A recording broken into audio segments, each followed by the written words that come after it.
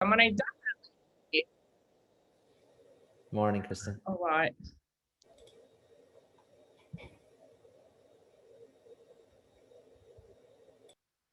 Philip Zimmerman, hello.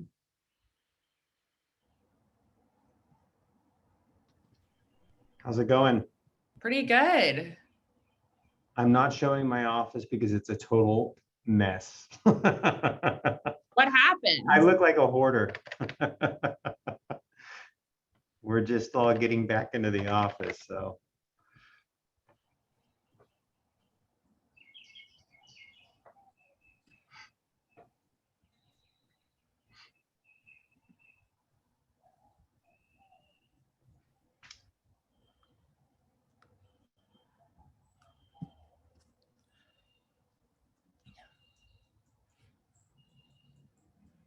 We're gonna wait just another few seconds to get started. We have so much to talk about today and a really special guest with us. So, hey, Jerica.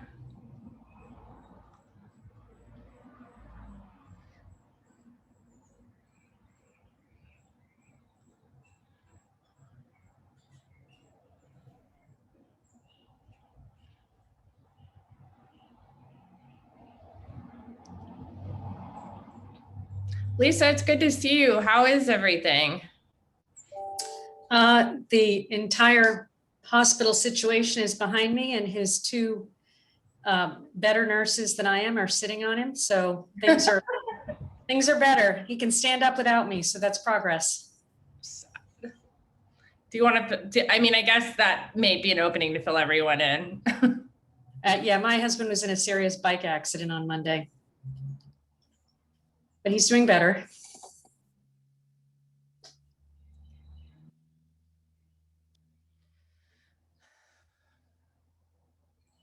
Glad he's doing better. Hi, Katie. Katie, how's New York? We're starting to fill up. We're getting a lot of kittens. Yeah, but it's good, and we're having trouble hiring. I don't know if anyone else is, but we can't get veterinary staff for the life of us. So, and we're struggling, in the ASPCA is right next door, and they're struggling too. So it's like, that's hard. Yeah, we're going to talk a little bit about intake today and next week about hiring, because this hiring thing's really interesting nationally, and I'm curious what's happening for folks. It is 10:02 Central Standard Time, so we are going to go ahead and get started with our agenda today. We have a ton to get to. So much is happening, and a special guest speaker who was the person speaking today was quoted when Justin Marceau came and spoke as someone that whose work was really important and influential on him. And so we tracked her down and the work that she's done. And so she's going to be talking to us today about animal welfare in U.S. history. But before we get into the agenda, I want to turn it over to Mary Smith from Maddie's Fund. Hi, everyone. Good morning. It's so great to see everybody back again. So just a couple things. Oh, a lot today. So one of my most favorite conferences is starting next Tuesday, the Association Spring Conference, June 8th to the 10th.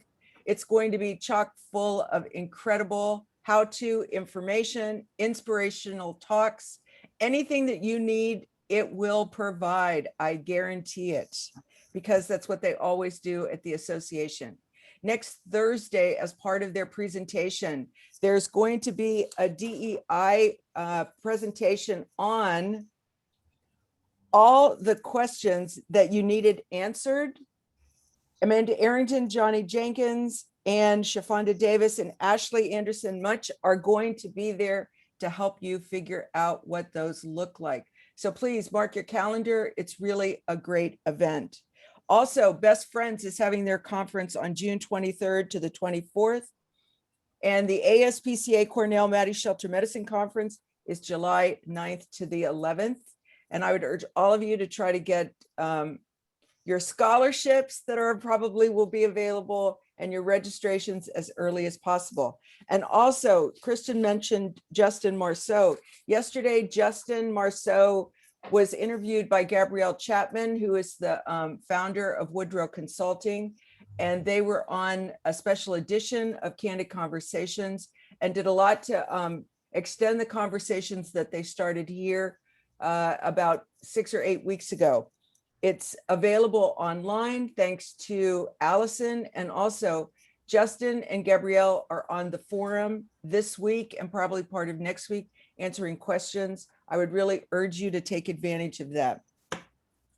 Also, I want to leave you with something, and that is, as many of you know, the president was in Tulsa, Oklahoma, and he talked a lot about guilt. And I found this quote about guilt, and I thought it would share it with you today because I think it sort of applies to some of the presentations we're going to hear today. Guilt is the uncomfortable acceptance of personal fallibility.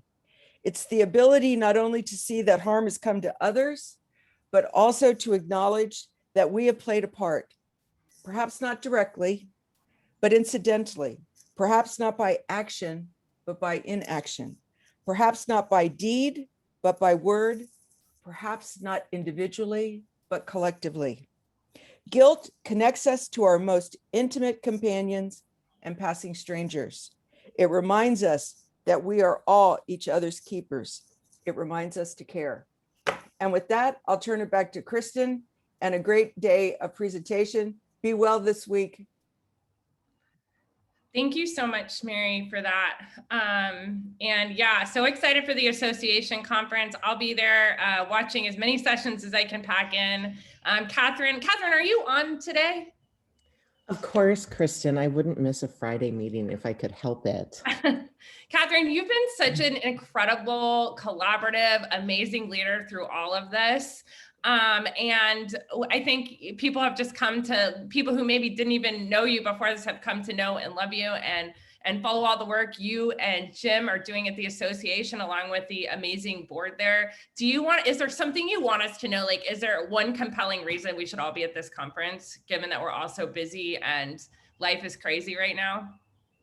I think for me, our conference is made specifically for you as a professional in animal welfare. It's, we're the professional association. So anybody working in animal welfare, regardless of your role or your length of experience, it's your professional association. And so you can network with colleagues and people that, excuse me, that you would never maybe meet otherwise. And I know for me personally, I've been a member for 15 years before I even came to work here. But I think what I also love about it is it focuses on how to help you grow as a professional with your leadership skills, working with boards, aspiring to a career path in animal welfare. So it's a little different than some conferences that maybe focus a little bit more on operations. But I think everybody should be there because we should all remember to invest in ourselves as professionals and continue to elevate our profession and field by doing so. And part of our team is here today, Valerie Shepard, who some of you may know. She's our Senior Director of Professional Development and Credentialing. And so for those of you that have seen the CAWA credential on the end of folks' names, that's the ultimate goal for the professional credential, is to be able to say, I really am good at running animal welfare organizations, so much so that I passed this amazing test and sat for the exam. So I think next week will be a really amazing conference with great content. We're going to be talking about the veterinary shortage, which I know is of interest to so many. And also we're going to have several topics around DEI. And Valerie, is there anything else you want to add? Sure. Hi, everybody. This is my first Friday meeting. Just wanted to throw out that we have 4 tracks at our conference.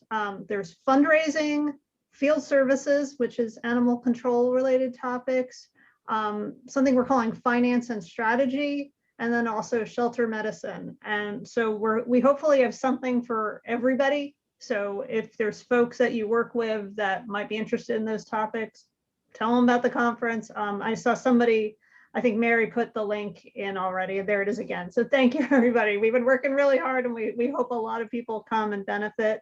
One note, if I'm sure everybody's so busy, all the sessions will be recorded and available through the end of August. And one last plug, we're doing something new this time. We have 9 different unmuted sessions. So it's supposed to be a safe place where you can unmute your computer and talk to people and connect. And we have it on 9 different topics. And we're hoping that people really like engaging that way, especially since they've been stuck in one place for so long. So we hope we'll see you. Thank you so much. Before we get to updates from our other national organization colleagues who are on the call, I want to share a resource with you that may be hopefully very helpful. It will be coming out publicly, but this is your first opportunity to start using it now before it's on the Human Animal Support website. And it is a communications tool for communicating about community cat programs of all sorts. So I'm going to turn it over to Chris Fitzgerald, who's on the Haas Managing Executive Committee and was instrumental in getting this document completed. Thanks, Kristen. Yeah, so a number of us were experiencing some turmoil and backlash from our communities around the topic of community cats, and specifically around shelter, neuter, return, or return to field programs that involved friendly cats. A lot of pushback from community members, but mostly from TNR groups. So in sharing that with Haas, Monica Brendan and the Community Cat Working Group started putting together some tools to help us so that we could kind of navigate the the backlash, better communicate to our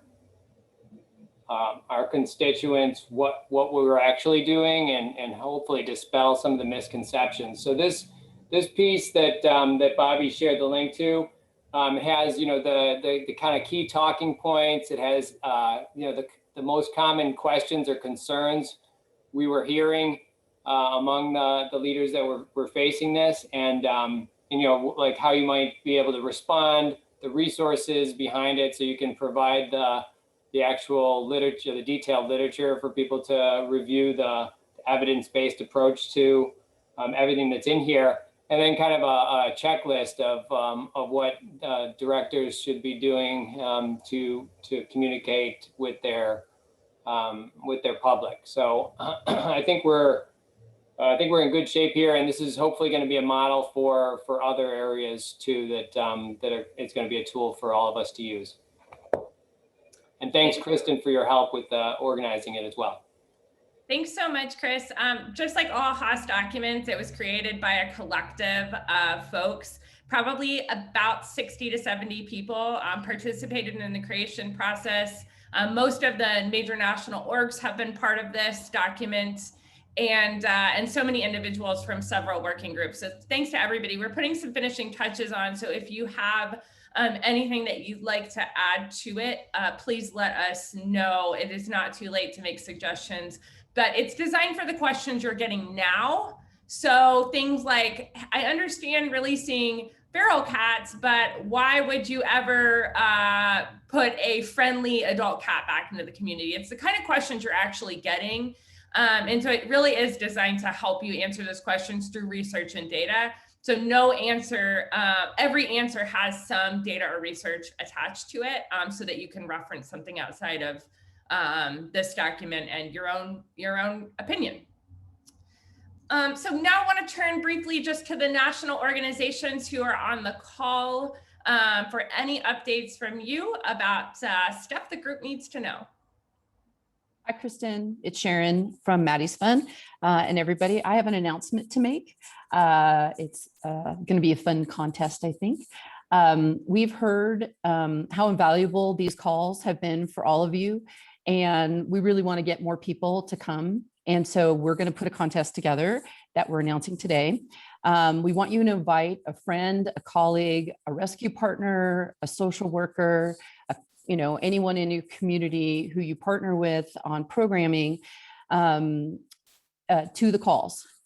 And when they do, they'll register. And then over the next 2 weeks, we're going to see, have them register.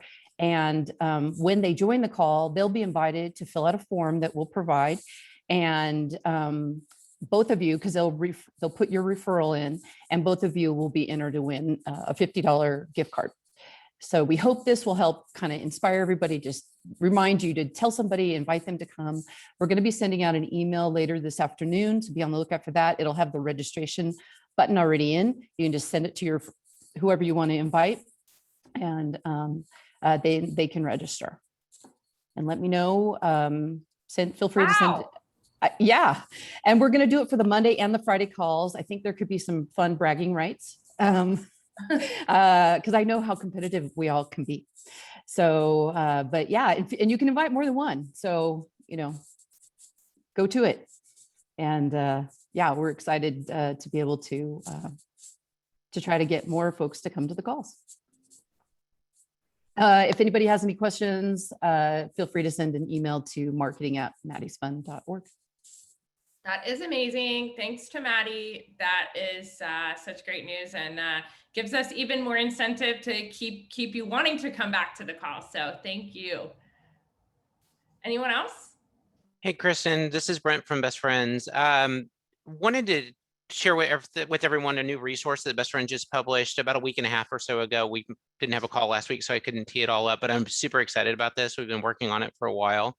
So any of you all who have ever worked on policy and policy changes know that municipal lawyers have an insane amount of control and power about what legislative is legal and what type of risk they're willing to tolerate. And we've even seen that as much as like even allowing volunteers into shelters that they may fear liability risk and that sort of thing. So Best Friends has been working for about a year or so now on a series of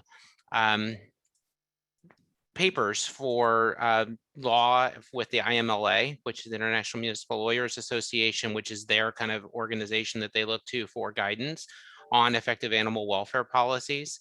And so we just published those last week in conjunction with the IMLA, and it includes topics like public-private partnerships, volunteering, foster care, managing adoptions, breed-specific legislation is one of them, obviously community cat programs. And so this is written from lawyers to lawyers at the municipal level on what responsible animal legislation can look like and get the community more involved in the work. And so I'm really excited about this. I think it will be influential in a way that when animal welfare people say it, it may not ring as true as when other international municipal lawyers say it. And so I'll post a link to it. Check them all out, but they're fantastic, and I hope this will be a resource for everybody to be able to use to change policy. So that's it.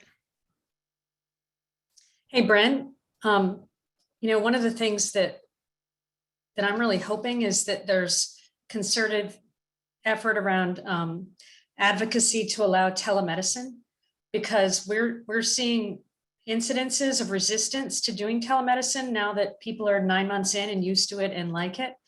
And, it may be one of our only shining lights at the end of the tunnel with the vet shortage, to have a robust telemedicine program that can take some of that burden.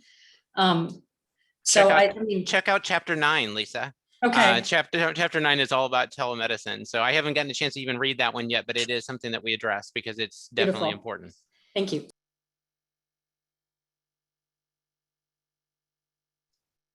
Hey guys, so it's Kathy from Canada.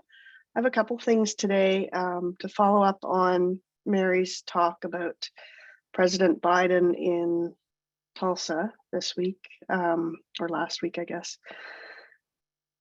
Many of you may not know that last week it was announced that there were the bodies of 215 Indigenous children found buried in a mass grave outside the Kamloops Indigenous Residential School or Indian Residential School. So we've had a rough week here in Canada. The government doesn't seem to want to accept any responsibility for that, although they ran the schools and they were responsible for this, what's called the 60s scoop here, where government officials went into reservations and just took children from parents to put them in residential schools. So please be thinking of us. And I know that we all struggle with that ability for DEI, and I can't say how important it is right now at this time for us here. The other thing I want to remind everybody about is the Future of Sheltering event from Humane Canada is coming on the 17th of June. It's a mini event. Thank you, Allison, for putting it in the chat. The registration fee has been discounted. Thanks very much to Petco Love, because they're supporting Humane Canada in this. And so it's quite low. I believe it's somewhere around $20 or $35 potentially if you're not an associate or a member with Humane Canada. So please have a look at that, and we'd like to see as many of you as possible there. That's it for me. Thanks, Kathy. I'll go. Good morning, everybody. My name is Jerica Owen, and I am proud to be representing NACA, the National Animal Care and Control Association. On these Friday calls, I just wanted to take a quick minute to introduce myself. I'm really excited about the speaker today. It's going to be great.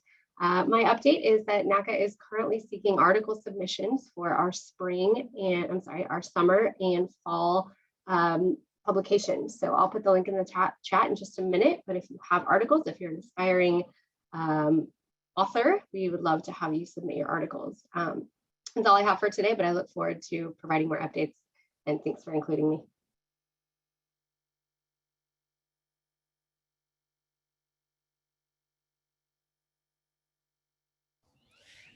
Okay, well, thank you everyone. Thanks for those great updates. Just a couple of announcements before we turn to our speaker. Next week, we're going to be taking a sharp turn towards intake. I'm guessing, but would love to hear from you in the chat, how many of you are experiencing intake spikes and resulting consequences, high stress in staff, high turnover, difficulty hiring.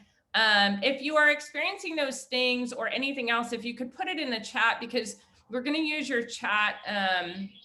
We're going to use your chat feedback to form the agenda for next week, but we're promising to bring you 3 concrete things you can do now to address this intake spike.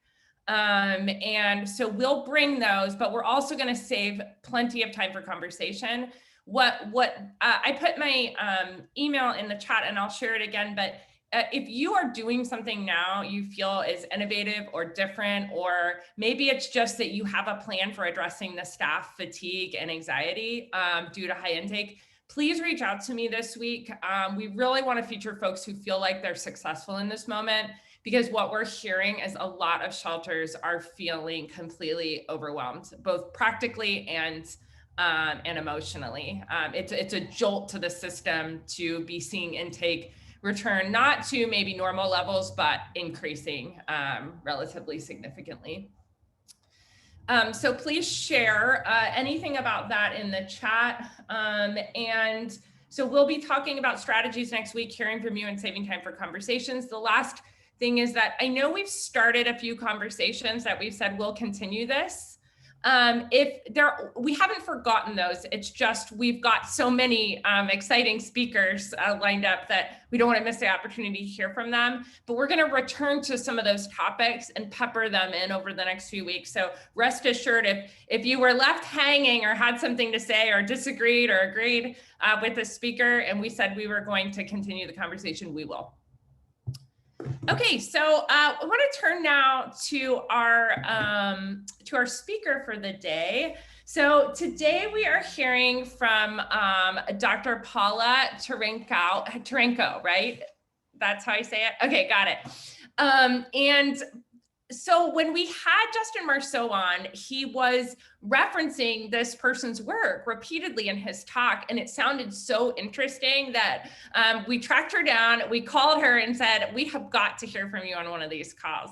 And so I'll let Dr. Tarenko tell you a little bit more about herself and her background. And she's here to do a brief presentation and then just have a conversation with you all about what she's learned. And I had the opportunity to read her dissertation, and I've never seen any research in this area like this before. So it was extremely eye-opening, and are really excited to have her here today. So over to you. Kristen, thank you so much. And Bobby, also thank you so much for helping coordinate. I am currently finishing a 2-year contract teaching at Smith College. I'm coming to you from Massachusetts. For the next year, I'll be based in the Midwest, but I am a historian. I got my PhD in US history from Indiana University in Bloomington in 2019. And I basically have studied the historical origins of animal welfare as it developed in the United States in the decades following the Civil War. I'm really indebted to Justin Marceau. I'm assuming at this point, I was at the talk yesterday that everyone here has a copy of Beyond Cages. And he so generously represents and takes a part of my dissertation research and goes over it. You can find me in the back of the book for about 5 pages of a sampling of my dissertation research that focuses on trends in prosecution. So, and I'm also collaborating with Justin in his forthcoming book, which is going to be an edited collection by a whole bunch of amazing scholars. I'll have a chapter there. And hopefully in January 2022, I'll also have a chapter in an edited collection written by historians about animals in the Civil War and the Civil War era. So what I'm going to do is I'm going to start to share my screen. And let me go to presentation mode. And what I'll do here is I have a little bit of some introductory comments, and then I'm going to tell you a story. And then I'm going to tell you a little bit more historical context for this era. And then I have some recommended readings for all of you history lovers and people who want to know more from what I'm going to be talking about today. So I'm going to get started. I'm so excited to be here. I'm very, very happy to have such a large audience. I'm not sure who I'm more nervous speaking in front of, my amazing Smithies or 200 amazing animal welfare workers, you people on the ground. So also, you feel free to take screenshots of what I share, and I'd love to hear from you. I'm hoping to hear your thoughts in the chat. Please put your questions in the chat because I'm going to just be outlining some of my research in broad strokes. So when we think about animal ethics in the 19th century United States, and 19th century, of course, being the era of the Civil War, right? The century of the Civil War and the 1800s, we have to think about animal ethics within the context of Jim Crow race relations. And when I talk about the Jim Crow era, I'm talking about that post-Civil War era of systemic Black disenfranchisement and violent social control, as well as spatial segregation. And so there are a couple things I want to outline before I tell my story. And one of those is that the really important historical context for thinking about animal protection and its rise and institutionalization in SPCAs and humane societies after the Civil War is that there was a moral panic after the Civil War. And there was a broad perception that their crime was going to increase as a result of emancipation, particularly that Black crime would increase. This was a moral panic that extended to the white animal welfare leadership. This was just, I would say, emancipation is not the background for the story, it is the most important foreground to the story of reformers working on the ground, thinking about the most pressing problems in society and trying to anticipate the earthquake of changes that was going to hit the country after the abolition of slavery. And one of the things that there was in the wake of this moral panic, they wanted to combat crime and animal cruelty through prosecution, and they worked very hard and very effectively to make animal cruelty a crime that could be prosecuted right under law, under legislation that did not really exist before the efforts of SPCAs to pass state legislation. So one of my goals in my talk is to help us all repackage and shift the narrative around the origins of animal protection and highlight Black activism. I'm also going to be highlighting the role of anti-Blackness in the early movement. And I wanted to say just a word about that before I continue with my presentation. There was this prevailing perception that those who were cruel to animals were ignorant, working class, and most usually non-white. I find that a lot of my research, and these insights are not my own, this is pretty much what historians understand today, that white supremacy really starved white emancipation. Excuse me, let me try that again. White supremacy starved white imaginations concerning the full humanity of African Americans. So this is the swirl of context that I want to begin my story. Beautiful Jim Key was an Arabian Hambletonian mahogany bay standing at 16 hands high, and he was one of the most recognized and beloved celebrity horses at the turn of the 20th century. His highly interactive and largely unscripted performance repertoire required simple props, such as a clock, a chalkboard, a post office cabinet with lettered and numbered slots holding mail, a letter file, a custom-built national cash register, a shelving rack displaying large cards with the complete alphabet and numbers 1 through 30, and a display stand with a thin nickel rail onto which Jim could slide cards that he selected with his incisors. Jim's spontaneous nonverbal responses to unscripted audience queries required complex mental processes. Billed as a horse with a human brain, Beautiful Jim could pick out any lettered or numbered card asked of him and use the cards to add, multiply, divide, and subtract any numbers below 30, spell any common name, tell time, and offer quotations from the Bible where the horse is mentioned by displaying the chapter and verse. He could write his name using a stick of chalk held between his incisors. He retrieved letters from the onstage post office and filed them according to their corresponding number or letter. He could distinguish colors and flags as well as pieces of money. He could bring up any amount on the cash register asked by the audience and make change. He also routinely performed what was considered one of the greatest feats ever accomplished by an animal, and so it was billed, when he held his breath in order to retrieve a silver dollar from the bottom of a water-filled glass jar without drinking a single drop. He convinced many who witnessed his performances, such as Union veteran Evan Russell, who in 1898 caught his act in Pennsylvania at the York County Fair, to sign testimonials affirming that this equine prodigy proved worthy of his title, the king of all educated horses, and that he was without a doubt the best attraction at the fair. Jim Key's subversive and highly collaborative performances furnished proof to the Civil War generation of equine reason. His actions were non-imitative and dependent upon the cultivation of intelligent choice, communication, and comprehension of the human language.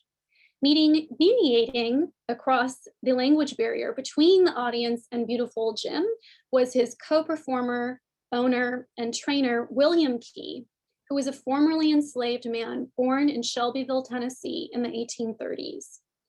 While William Key married 4 times, he had no children, but he treated Beautiful Jim, who was a reportedly sickly, rehabilitated former circus horse born in 1889, as his only child.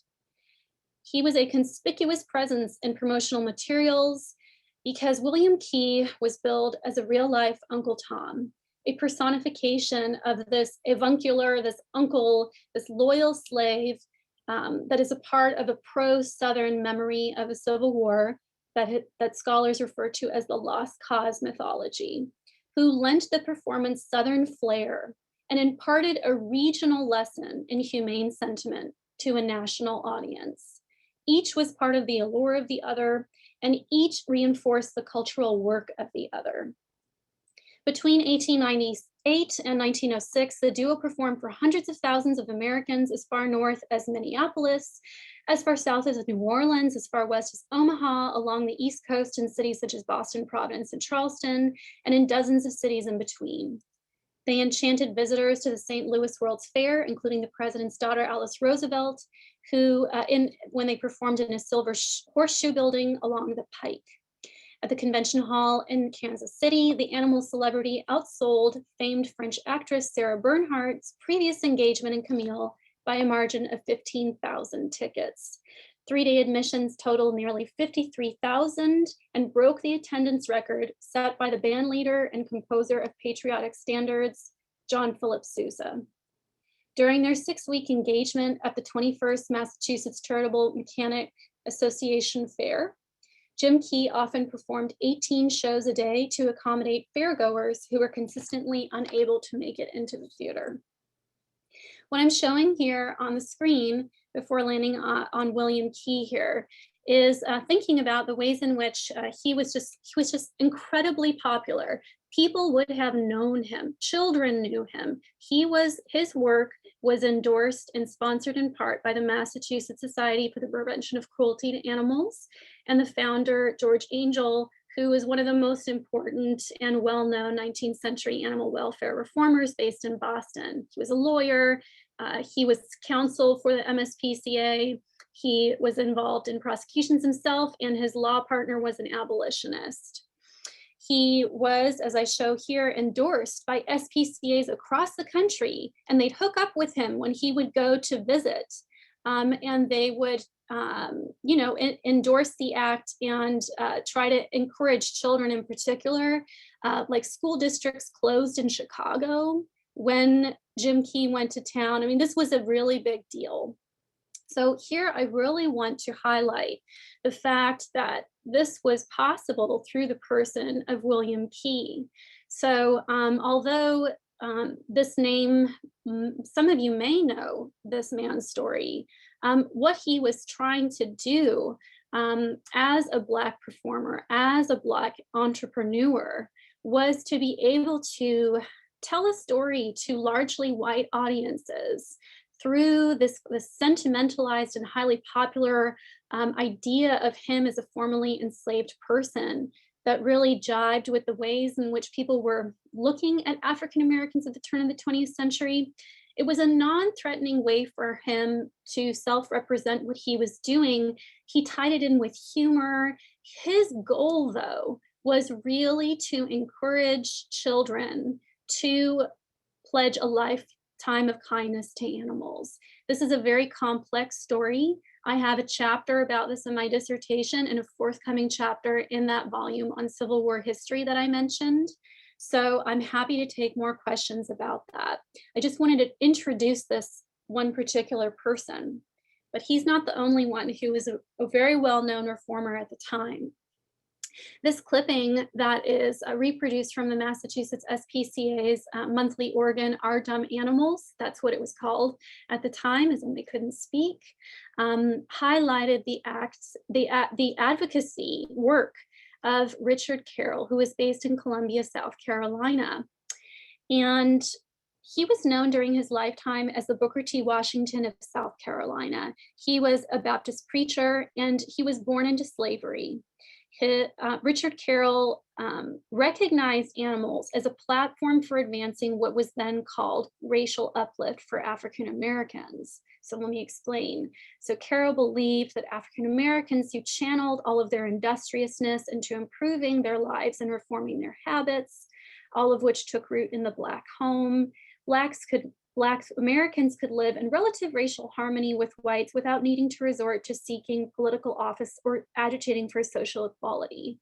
Now, I'm mentioning this not because this is representative of all views of African American animal advocates, but this is fanning out a spectrum of ideas.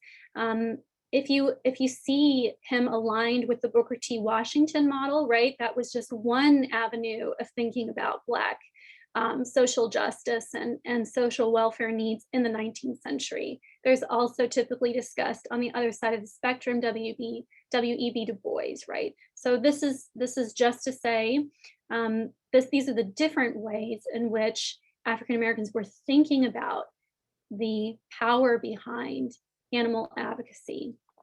Like Booker T. Washington, who also himself supported animal advocacy by establishing Bands of Mercy at the Tuskegee School. The Bands of Mercy were a national movement that brought together 2 or more children who pledged kindness to animals under the auspices of the MSPCA. I will mention about William Key and Jim Key. During their partnership with the MSPCA's American Humane Education Society, they got 1 million children's signatures to pledge the Jim Key Pledge to be kind to animals. It's truly astounding the impact that these African-American welfare reformers had, and their stories are not told, and they need to be told. They need to be told in the stories that individuals tell about their organizations and about the movement as a whole. So like Booker T. Washington, who supported animal advocacy, he believed, Carroll believed that racial self-determination could take precedence over integration into the American body politic. As a community leader and an activist, Carroll had a broad vision of strategies for Black advancement that ranged well beyond domestic reform, what he was really doing was trying to reverse white accusations that the Black home environment rendered African Americans retrogressive, degenerate, right, lacking self-control, lacking the proper values and morals. So George Angel over in Boston hires a handful of local Black leaders in Southern states, and Carroll served as a representative of the society from about 1910 until its death in 1929 to spread the message of kindness to animals to both white and Black audiences. So Southern Humane ambassadors consisted of a small but growing cadre of African-American leaders, most notably the Reverend Frederick Rivers Barnwell of Fort Worth, Texas, the Reverend John W. Lemon of Ark, Virginia, and the Reverend Richard Carroll, as well as his son Seymour Carroll, who was a World War I vet and continued his father's work after he passed away. As historian Janet Davis argues, Angel and his humane ambassadors believed that the philosophy of the ethical consideration of animals was essentially anti-racist. African-American animal protectionist, Davis explains, as, quote, espoused a synthetic social justice project of animal kindness, self-help, and racial uplift. These leaders produced anti-racist sentiment by braiding animal protection with civil rights and believed the kindness toward animals was a universal expression of American ideals of mercy and self-determination. Lastly, before asking for questions from everyone here, I wanted to just give a brief historical context for some of what I'm saying. And it has to do with the stories we tell. I'm a historian, so it's all about the stories we tell. There is a triumphalist, celebratory, Northern and anti-slavery story, origin story of American animal advocacy that continues to hold sway in public consciousness and dominates even scholarly attention given to the movement. Yet early animal advocacy was never a solidly Northern and abolitionist movement. Between the 1880s and the 1910s, as the South systematically dismantles Black suffrage and enforces spatial segregation, another movement to extend legal protections to animals was happening in the South. In 1880, elite slaveholding families organized the first Southern SPCA in Charleston, the cradle of the Confederacy. The Louisiana State SPCA in New Orleans successfully reorganized in 1885 after prior attempts to form a society in the midst of the era known as Reconstruction. That is the first 12 years after the Civil War, in which there was an incredible number of Black politicians serving in state legislatures, as well as we had 2 state senators. And it was an efflorescence of Black political activism. So that's what I mean when I'm referring to Reconstruction. By 1889, other states in the former Confederacy with SPCAs included Alabama, Arkansas, Georgia, Mississippi, Virginia, and Tennessee. By 1901, SPCAs expanded within these states and new anti-cruelty societies were founded in Florida, North Carolina, and South Carolina. By 1900, all 47 states in the United States had legislation that delineated and prohibited positive acts of cruelty to animals. American animal advocacy was a cross-racial, cross-regional movement that continued Civil War era debates over the humaneness of slavery and the humanity of enslaved people. The abolition discourses, and I mean abolition of slavery, so abolitionist-centered discourses in the 19th century, could not and did not unite all Americans in the cause of humanity. For one thing, white animal protectionists on both sides of the Mason-Dixon line were not united by broad commitments to racial justice. Instead, the emergent culture of animal protection among white animal anti-cruelty reformers who comprised Union and Confederate veterans and their families, radical and moderate Republicans, as well as Southern Democrats, and in the 19th century, the political parties are regionally switched from contemporary politics, or I should say they're in their original positions. It also included former enslavers and enslaved people, as well as former abolitionists. But they shared common ground in a paternalistic strain of rights that sought to protect as well as preserve animal and human dependencies. They did share Christian theological views, such as humanity's duties toward our fellow creatures, biblical justifications for dominion that emphasized animals as property, and humanity's obligation to serve as good animal stewards, and the belief that acts of animal kindness allowed devout reformers to emulate the supposed boundlessness of God's mercy. But lastly, one thing that I found through my larger research is that ignoring the relationship between white supremacy and the rise of animal protection movement obscures white supremacy's contributions to the formation of what I call humane carceral logics. And really what I'm talking about there is it's tied to rationales or logics for racist punitive policies. So the traditional origin story for the movement that's Northern and abolitionist centered distorts the geographical scope of the movement by profiling only institutions and reformers above the Mason-Dixon line and contradicts historians' consensus, moreover, on white Americans' gradual withdrawal from commitments to equality as the hopeful glow of the Reconstruction era waned. I have here just a chart from my research thinking about the unbelievable acceleration of anti-cruelty complaints, but also prosecutions. This would only offer a slice of what was happening in the country because these are tabulated by the American Humane Association, which was an umbrella anti-cruelty organization that tried to get Northern, Southern, and Western reformers together at a conference each year to share best practices and talk about the problems facing reformers.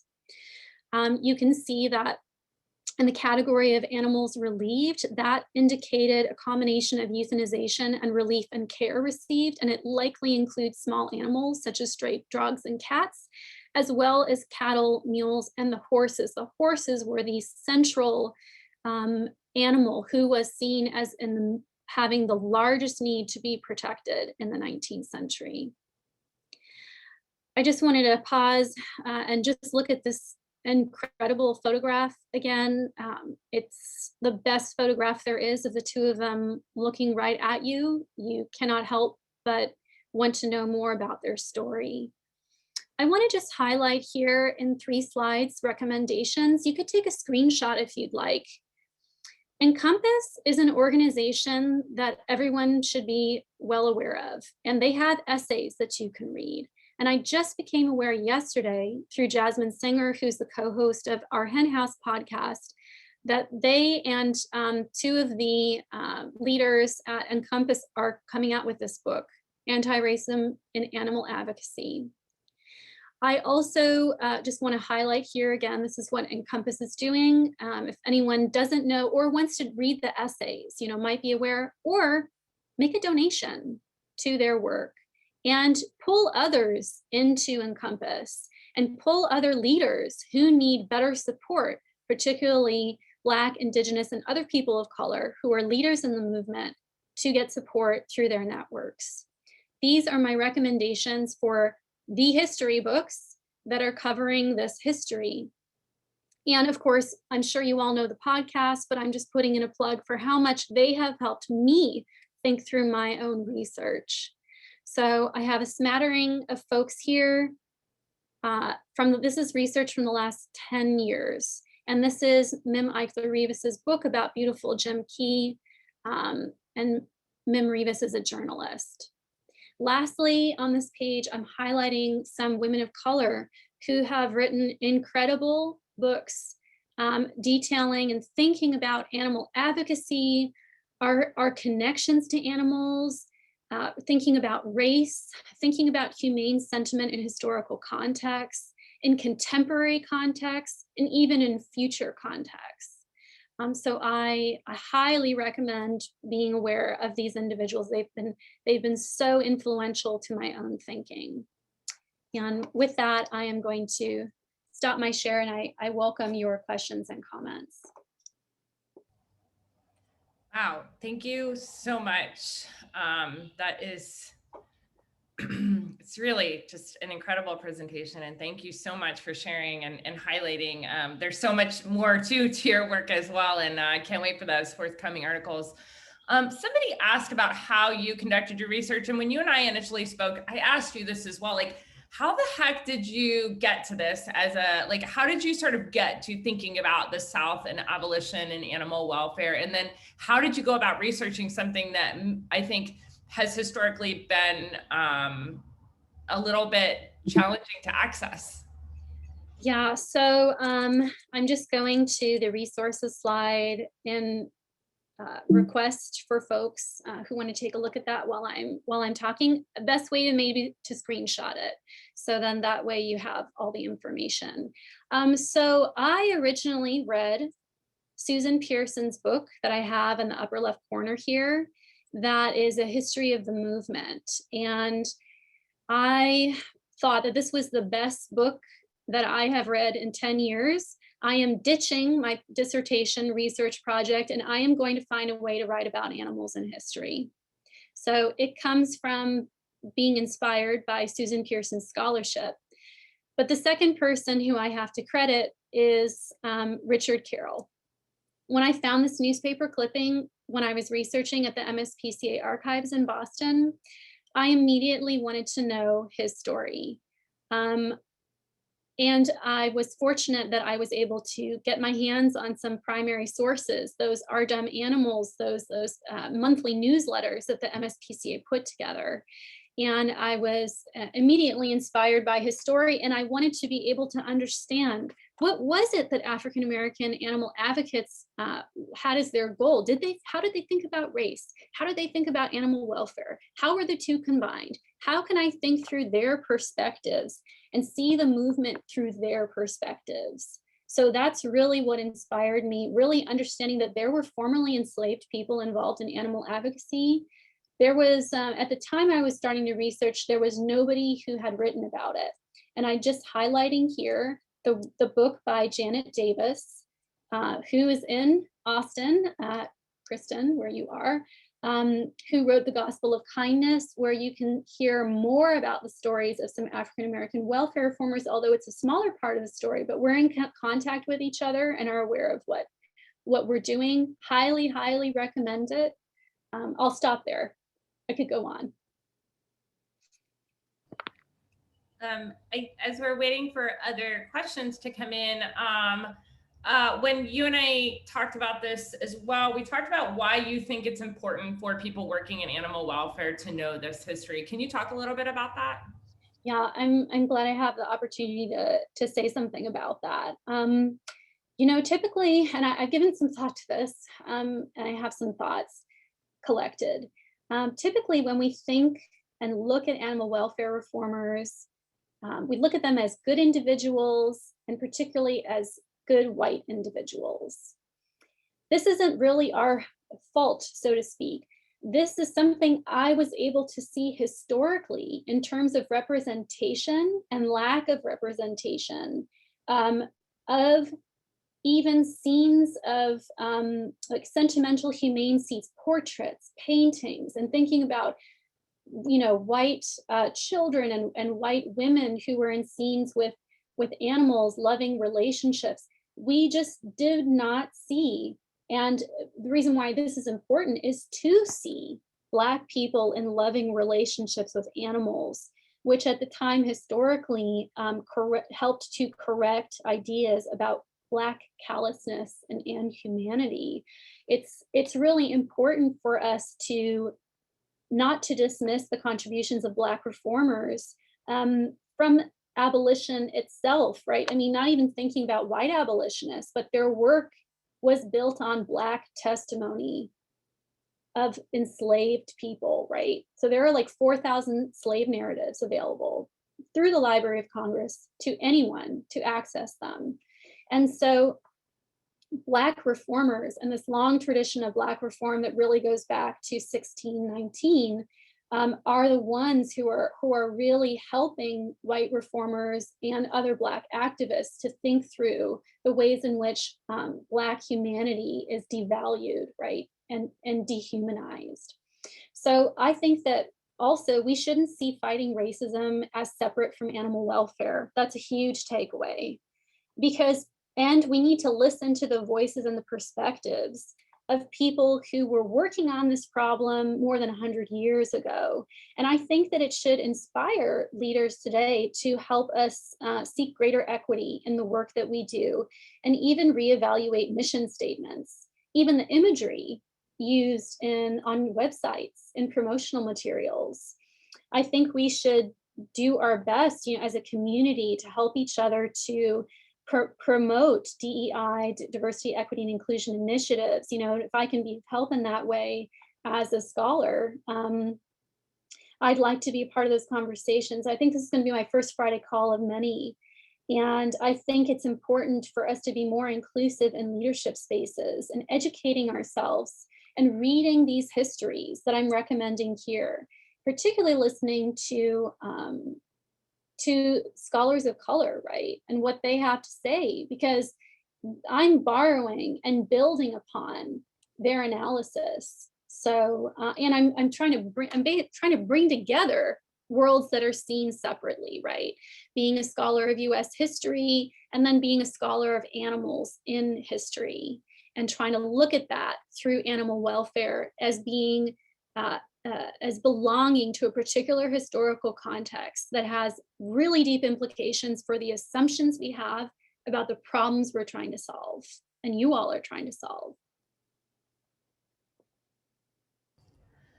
Wow, thank you so much. Time sure flies when in a presentation like this. If you wouldn't mind just unsharing. Yes.